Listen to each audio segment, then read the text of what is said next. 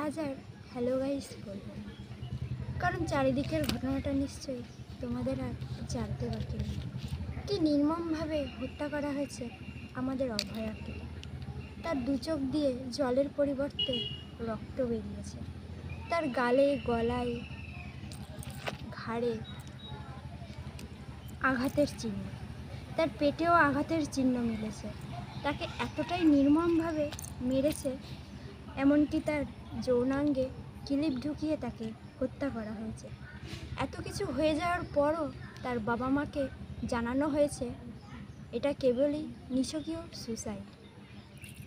এইবার আসি তার বাবা মায়ের কথায়। তার বাবা ছিলেন ছোটোখাটো একটি ব্যবসায়ী, আর তার মা ছিলেন সাধারণ ঘরের বউ। অনেক স্বপ্ন নিয়ে মেয়েকে ডাক্তার করতে পাঠিয়েছিলেন। এর মধ্যেই কিছু নরপিশাচ তাকে তাদের ভোগের শিকার বলে মনে করে। টানা 36 ঘন্টা ডিউটি করে রাতের খাবার খেয়ে বন্ধুদের সাথে মিশে গলার স্টেথোস্কোপটা খুলে মেয়েটি ঢুকেছিল সেমিনার ঘরে।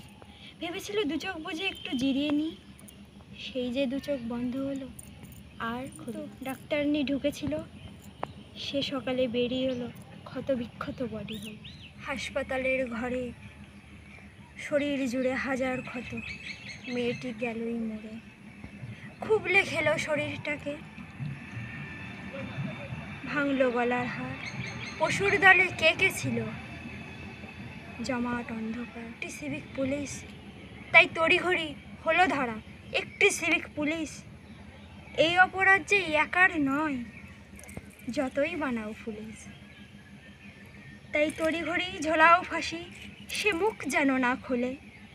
ষড়যন্ত্র ফাঁসের আগেই সে ফাঁসিতে যেন ঝোলে। শুধু জানলো না মেয়ে চিতায় শুয়ে তার কি অপরাধ। ভোটের লিস্টে তার নামটা কি শুধুই বাদ।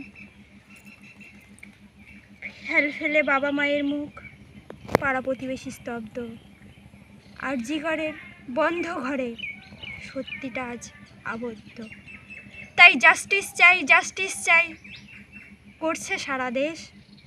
বিচার তো আমরা নিয়েই ছাড়ব, এটাই আমাদের জেদ।